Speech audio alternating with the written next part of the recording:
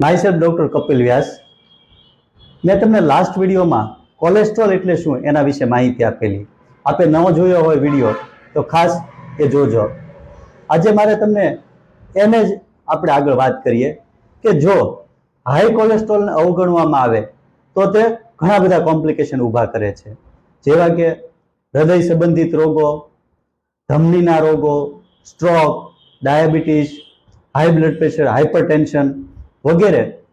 આ પ્રકારના ખતરાને ટાળવા માટે ખરાબ કોલેસ્ટ્રોલનું પ્રમાણ ઘટાડવું જોઈએ, જે મેં તમને લાસ્ટ વિડીયોમાં સમજાવ્યું હતું.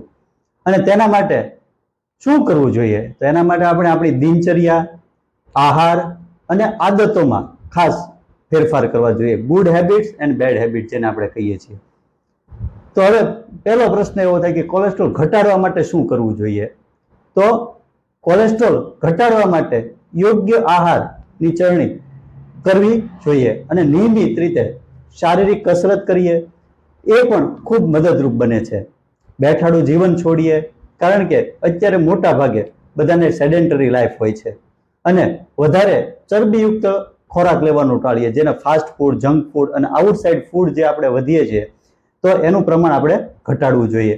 વધારે પ્રમાણમાં શું લેવું જોઈએ? તો એનાથી આપણને આ કોલેસ્ટ્રોલ ઘટાડવામાં ફાયદો થાય. મોસમી ફળો, જેને સિઝનલ ફ્રૂટ કહીએ, અથવા તો શાકભાજી, લીલા શાકભાજી એ વધુ પ્રમાણમાં લેવું જોઈએ. અને સૌથી અગત્યની વસ્તુ છે મીઠું. આપણા માટે ઝેર સમાન છે, માટે મીઠું અને ખાંડ શક્ય એટલું એનું સેવન આપણે ઓછું કરવું જોઈએ અથવા તો એનું ટાળવું જોઈએ. હવે મારે તમને વાત કરવી છે કોલેસ્ટ્રોલ વિશેની અમુક માન્યતાઓની અને જેની હકીકત છે એની, કે જ્યાં સુધી તમે આધેડ વયના ન થાવ ત્યાં સુધી તમારે કોલેસ્ટ્રોલ ચેક કરવાની જરૂર નથી. આ એક આવી માન્યતા છે.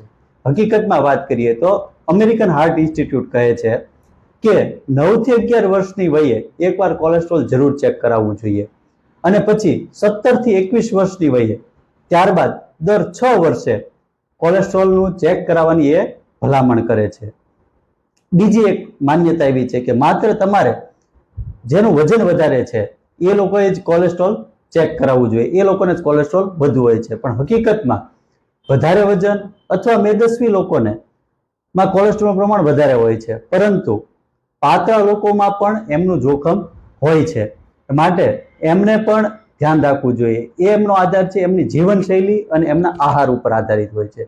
ત્રીજી વાત, એક માન્યતા એવી છે કે બાળકોમાં ઉચ્ચ કોલેસ્ટ્રોલની ચિંતા કરવાની જરૂર નથી. હકીકતમાં બાળકોમાં પણ કોલેસ્ટ્રોલને લીધે હૃદયરોગ અને સ્ટ્રોક જોવા મળે છે, માટે ખાસ કરીને જ્યારે તેના માતા પિતાને ઉચ્ચ કોલેસ્ટ્રોલની ટૂંકમાં પ્રોબ્લેમ હોય ત્યારે એમને પણ કરાવવું જોઈએ.